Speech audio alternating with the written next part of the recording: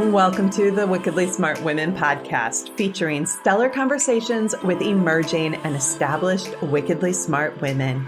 Thanks for joining us today as we celebrate women who are committed, care deeply, and have the courage to take action and create conscious change all around the world.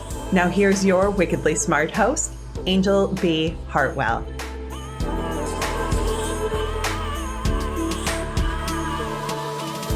Welcome to another episode of the Wickedly Smart Women podcast, where we celebrate wickedly smart women and provide our listeners with a wealth of wisdom along with immediately actionable steps to be smarter, spunkier, and more successful in their impact and their leadership. This is your host, Angel B. Hartwell, and today I am so excited to bring my very, very, very special guest and just soul sister in so many ways, and probably the epitome of smarter, spunkier, and more successful. I think she embodies that. Virginia Muzquiz. She is well known as the Referral Diva and is passionately driven to teach six-figure solopreneurs the pathway to building business that fuels their passion, funds their dreams, and has massive impact on the communities where they live and serve. With over 30 years of teaching, training, and business building experience, Virginia has demonstrated that cultivating and leveraging social capital is the fastest path to profitability for the small business owner. Among her many accomplishments, Virginia grew the contract services division of a nationally recognized tutoring company from zero in 2005 to 2.5 million in annual revenue in 2011, completely by word of mouth. As the owner of the Gateway Referral Institute franchise, Virginia distinguished herself as the number one franchisee in the U.S., number 3 globally, earning her a seat on the exclusive executive circle until she moved on in 2015. As the Chief Connections Officer at Master Connectors, Inc., and an executive director of 2 franchises of Business Network International, also known as BNI, Virginia coaches 1,400 plus entrepreneurs on building business using word-of-mouth best practices. She is also the host of the Business by Referral podcast with listeners in over 30 countries. And I had the pleasure of being on her podcast, but when it had a different name, it was named something. Passion, Purpose, Impact. Yeah. Passion, We're actually bringing that back. Okay. All right. And Virginia is badass in her fashion statements, as well as putting her fanny on the dance floor and making it flow. So I love her dearly, and I'm so glad to have you here today, Virginia. Welcome to the show. Thank you so much, Angel. It's such a pleasure to just be around you. I remember we met for the very first time at Bill Barron's Conscious Business Playground. That was the first time we sat at a table together. You probably well remember the conversation, which I don't know if it's a conversation to have in a podcast, but I do know we were horrifying a lot of people. And then it's been on the dance floor. It's been, and then those crazy moments when it's just like, there's only one person that one of us wants to, like, you wake up and you're like, it's gotta be Angel. Like, that's the only person that can ground this. And I know you've called me the same. So I'm so glad to be here. This is just amazing. Yeah. Well, Virginia, I really want to be very relaxed with today's interview because we do go back a ways and we do have some very interesting, both spiritual as well as kind of material world interconnections with one another. And there's so much of you that you have this amazing biography, right? Mm-hmm. But there's so much of you that is not necessarily showing up in this amazing biography. And so I think I should hire someone to help me with that. Clearly. Thank you, Angel. I got my value from today's podcast. Virginia, fix your bio. Got it. That's awesome. Well, no, it's not about fixing your bio. It's about like aligning. I just really want, I want to grab my boobies on this right now, Virginia. Yes, I'm on it. I just really want, I want to celebrate the crap out of your accomplishments because you are an amazing businesswoman.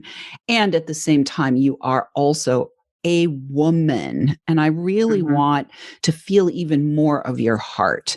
So I'd love to have you talk about Why word of mouth? Because I have a feeling that this is a piece of your heart that doesn't necessarily show up in the bio. Why word of mouth? What is it that really brings you passion and delight in the creating of all these profits that you've made? That is what a great question. Growing up, I was the fat little girl who was too smart for her britches that had no friends. I mean, that was the bottom line. I was too smart. Nobody could make fun of you because you're smart. So it's interesting, like the noticing that goes on. You're like, wow, that's a really smart biology. And I'm not going to let you get away with that, Virginia. Right? Like it is like the brainiac is the barrier. It is the boundary. It is the way to get the adults to protect you because you're smart and you're a good student and you're good girl. You're a good girl. Right. And underneath, there was this girl screaming for love and attention and affection and acknowledgement and not wanting to be, as I grew up, I was sharing this with somebody the other day. So kind of fast forward from being bullied in grade school and middle school and that never being able to find a boyfriend and all of that stuff that's so important when you're 12, right? I get into high school and I realize that the crowd that is going to embrace me, the crowd that sees my brain, the sapiosexual crowd, if you will, is the Dungeons and Dragons nerds. And first of all, my mother told me that was Satanism and I wasn't allowed to play. So I had that whole tape like roiling in my head. And then I was like, these people are the unattractive ones. Yeah. They're the fat ones. They're the ostracized ones. No, I want to be like Amy Schulman and I want to be popular and I want to be a cheerleader. But when I'm with them, I'm like, these girls are creepy, crappy, horrible human beings that are mean and they right. So there's always this tension between wanting to be loved as a popular girl and being, on the geeky side. It just, you know what? This is hilarious. You know what just came to mind? What? Wicked. Popular. Don't you know that I'm popular? Right. And I was I was the green chick. Right. So anyway, so I spent like most of my high school time and then all the way into college still chasing, but I want to be popular, but I want to be popular, but I want to be popular. When what I really wanted was to be connected. Yeah. I wanted to be seen and acknowledged and embraced and loved and admired for what I had to bring to the table. I didn't want the superficial stuff. I didn't want any of that, but I wanted it. So there was always this sort of tension. And when I owned the Referral Institute franchise, one of my coaches, his name is Eddie Esposito, said to me, your genius, Virginia, is there's room for the weirdos at the lunch table. Yeah. There's room for the weirdos. And then he said, and you can see that they over there are also weirdos that haven't figured it out. Yeah, meaning the popular ones. The popular ones. Yeah. The people that are those slick, savvy. I don't want to name names, but you remember we were at a new media summit and there was a guy who taught people how to eat fire. You remember that guy? Yeah, I do. Yeah, him, right? Like that. Oh, God. Like, they're just weirdos. They're just weirdos who have stuffed it down so far that they have forgotten who they are. Right. They've forgotten. They're like, I love all these metaphors. They're like Taka and Tafiti in Moana, right? They're a bunch of Taka. They have forgotten who they are. Yeah. Right. Yeah. I know who they are. Yeah. Because you can see them because that's part of your gift. That's part of your gift, both because of the way that you grew up, but also because you do have vision and you're gifted in, multidimensional ways in addition to being, wickedly smart. I mean, that's part of the purpose of this podcast is to really highlight and showcase that, yes, being weird, especially back in that time frame, there was so much of a splitting of what had up until then been kind of a communal thing. When we were little kids, we were all on the playground. We didn't care about anybody else or what they thought. We were playing in the sand, regardless of who was wearing the glasses and had the greasy hair and who was like wearing the latest fashion, because we weren't aware of any of that. And then as we got into those, I was the same one. I was the same person. There's a lot that we share in common. There were people who would follow me around on the playground and tease me about my father always having a new car because they couldn't do anything about the smart thing. Right. Right. So, yeah. So what I want to ask you now, Virginia, is now that we understand why the desire to, or the calling to, or the facility in, I guess it's the facility in bringing people together. Let's talk about like what inspired you to take that gift and bring it into the work that you do. And then let's talk a little bit about how you help the people that you help to maybe dismantle some of this conditioning that they have, either that they're showing up. Even the weird kids, the D&D kids, they also like put themselves into boxes too, I think. Yeah, do you know what I mean? Yes. Yeah. And with a makeover, they could show up as the popular kids, right? Yeah. Right. Yeah. So let's talk about, what inspires you today to help other people to dismantle these barriers and masks that we have created so that authentic connection can happen. I was just on Paulina Tenner's The Great Fuck Up Summit. I don't know if you got to have her on this podcast. She's amazing. Send her along. So I will send her along. One of the things that was in play shortly before you and I ever met was I was in Referral Institute and I was getting on stages and I was speaking because I wanted to be seen. I wanted to be heard. It was still all about that. See me, please. Can somebody see me? Please look at me. Tell me I'm good. And I had all this confusion around approval versus affirmation versus just everything really messed up. Then I went through all of Callan Rush's, like her five programs. And something happened at the second workshop that cracked me open. And I thought, like, literally I felt like a physical death. But I woke up in the morning, I did this Wilbert Alex trance dance experience. And like everything in me shifted. Like there was this wide-eyed, excited, like, oh my gosh, it's you, right? Like I met me and I was just beside myself. And what has come out of that moment, that cracked open death of the protected self, the beginning of the rebirth of the other self. And that never happens, right? I got 26 other layers of protection. Don't you worry.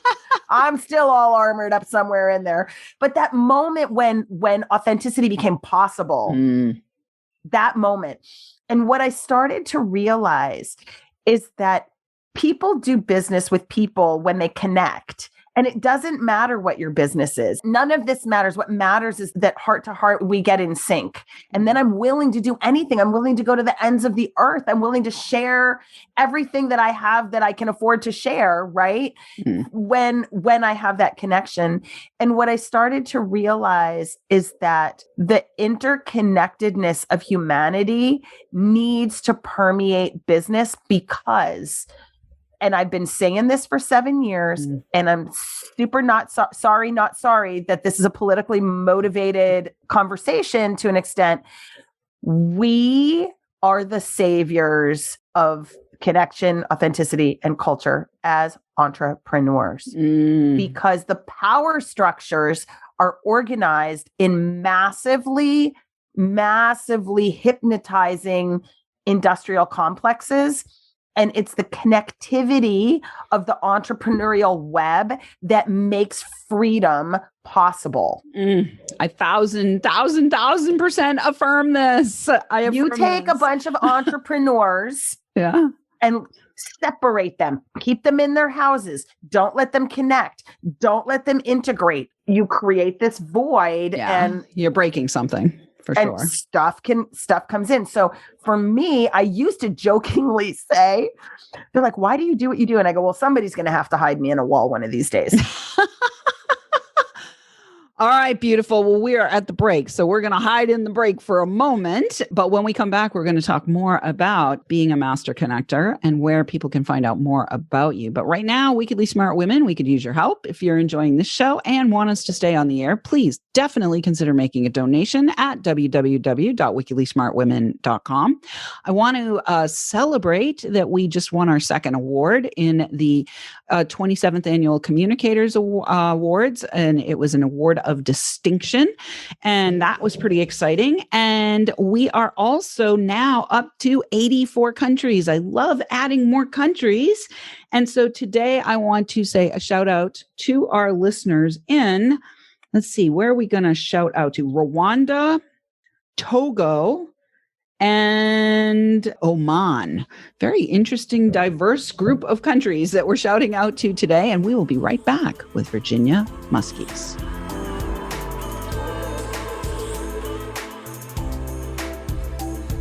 The Wickedly Smart Women podcast is brought to you by the Wealthy Life Mentor. Women, are you on the edge knowing that life is calling you to make a change? Are you ready to be part of the evolution of what it means to be a wickedly smart woman, creating your wealthy life by design? A life that is an extraordinary work of art. Angel B. Hartwell, the Wealthy Life Mentor, is hired by women in transition. Women just like you who want to break through to their brilliance, become clear on the value of their wisdom, and embody a beauty-filled, balanced life of shameless self-expression. Discover your wealthy life readiness by taking the quiz at quiz.wealthylifementor.com.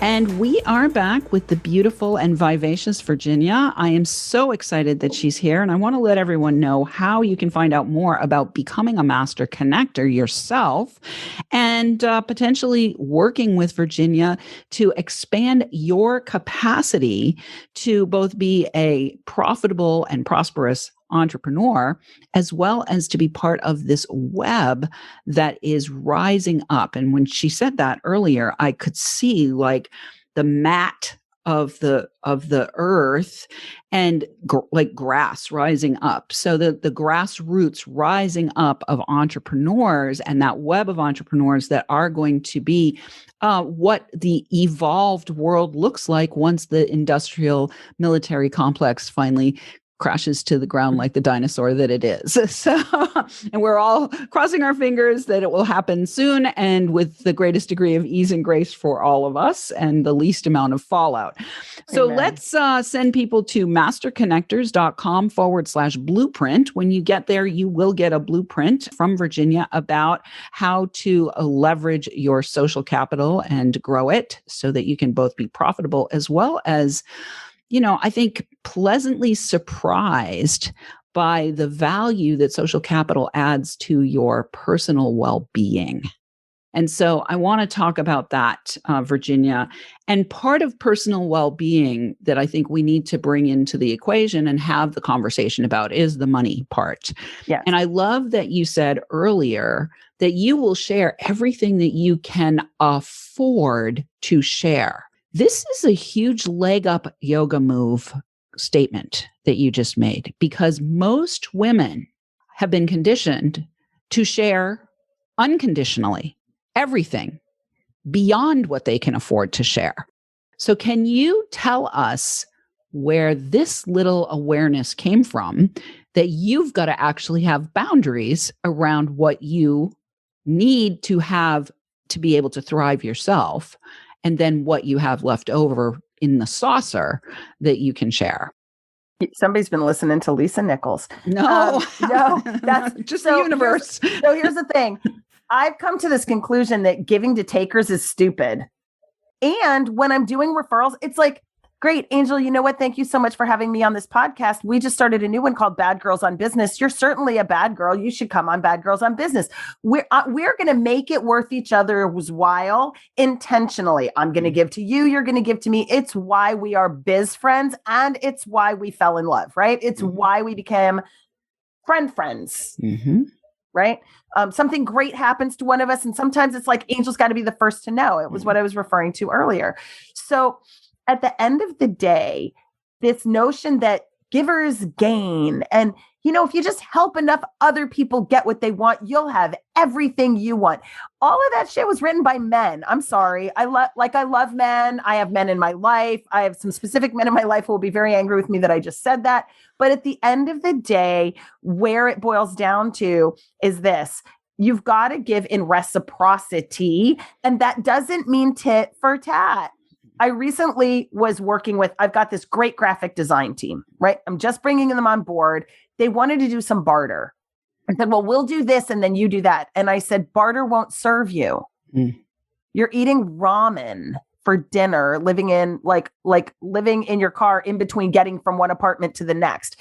Barter does not cut it. You need cash.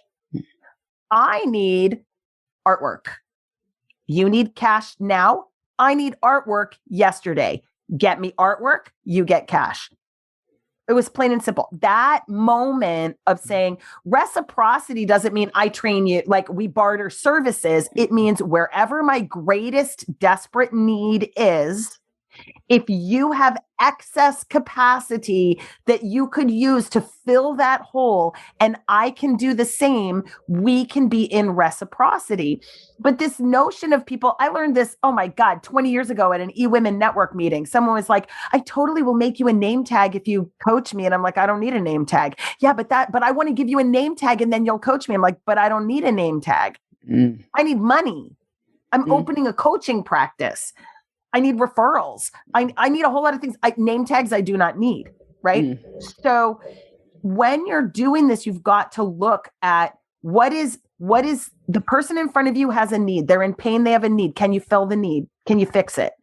And I have a need. Can I express the need from a place of authentic strength and say, in order to accomplish my vision, mission, passion, purpose, I have this need. Can you provide? So that's number one. So all of that awareness has been around me for a very long time. I am friends with Ivan Meisner. And I remember saying to him one time, Ivan, I totally understand that givers gain. So I'm doing the giving. I was wondering, how long does it take to do the gaining? Just curious. And he just laughed. And he said, if that's your situation, you're going about it the wrong way. Let me help you. And we had a conversation. Most recently, he appeared on a summit. He just wrote a book, which is a great book. It's called Infinite Giving. And in the book, one of the 7 principles of infinite giving is from Lisa Nichols, who's in the Transformational Leaders Council with him. And she said, give from the saucer, not from the cup. Fill the cup, keep filling the cup, fill the cup. Your focus is fill the cup and the cat can come lap that up. Yeah. Yeah. You just give from your excess capacity, not from your need, want, desire, and not from desperation and not from chasing and not from any of those things. And certainly not from like what we talked about before the break, not from really what you really needed was love and connection. Right. And so I think the piece that I want to underscore for our listeners here is a couple things. Number one, you have somehow managed to find the magic way to getting very clear on what you actually authentically need. Number one. Number two, you have gotten very clear on how to communicate that need in a powerful way that doesn't make you needy, that allows you to draw forth the connections and the cohorts and the, colleagues and potentially the clients or team members who are going to be fulfilling that need.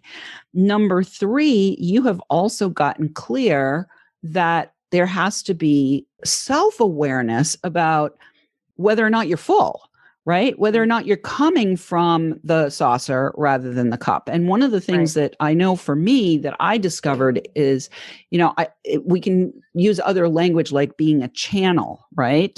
So I know for myself that it's not about giving of myself. It's about giving through myself. Yes. And if nothing's coming, there's nothing to give, right? If nothing's coming through, if the channel's like quiet right now, there's nothing to give. And if I attempt to give or manufacture the giving, then I exhaust myself. I end up burned out. I end up bankrupting myself or near bankrupting myself. Yep. And I'm not serving anybody. I'm not serving myself. I'm not serving my people. I'm not serving my purpose. I'm not serving my pocketbook. So really powerful leadership that you are embodying, Virginia. And that's what I really just want to underscore for our listeners. We got about 2.5 minutes left. So in the last 2.5 minutes, I'd love to have you take a nice deep breath and you get to decide. Do you want to talk about connecting? Do you want to talk about your courage, your heart? Or would you like to talk about commitment? Which of those three would you like to talk about? All of that wrapped up into one thing. Great. When you were talking about just me having clarity, okay, and I learned a long time ago that we all have a call on our life, that there's something that we're supposed to accomplish. And sometimes, in my particular case, I am not called to do really anything. I am called to be a woman in purple, and I am to fund something. My job is to be a conduit, a cash flow conduit, and my purpose is the proliferation of prosperity around the globe. That's very clear to me.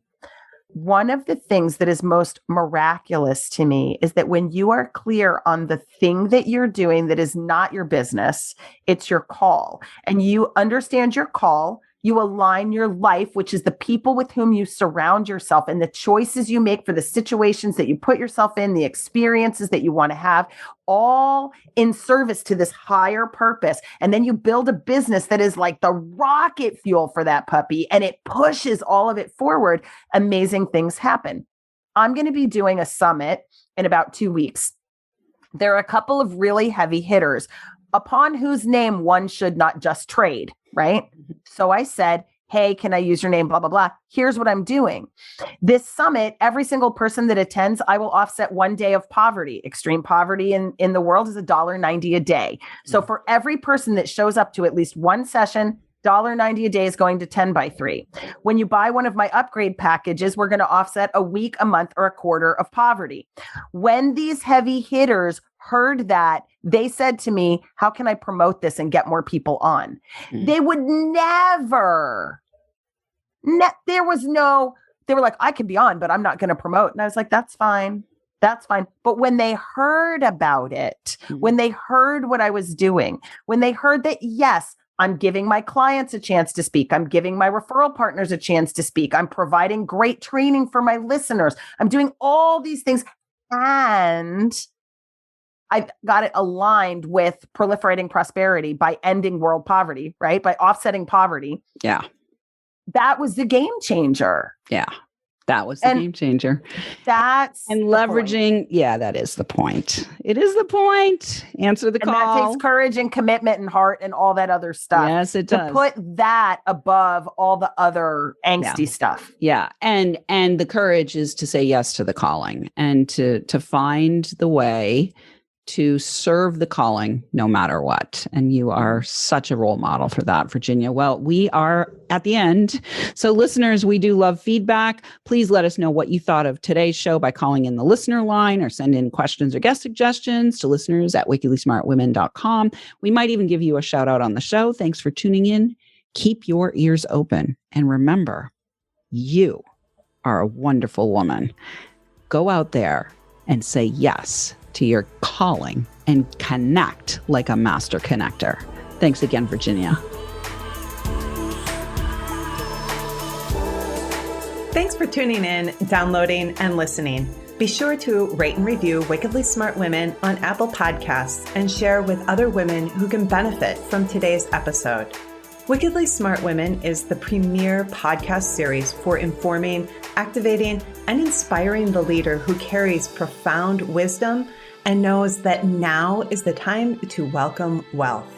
We welcome your feedback, and guest suggestions, and invite you to subscribe to our mailing list to be notified of each new episode at wickedlysmartwomen.com.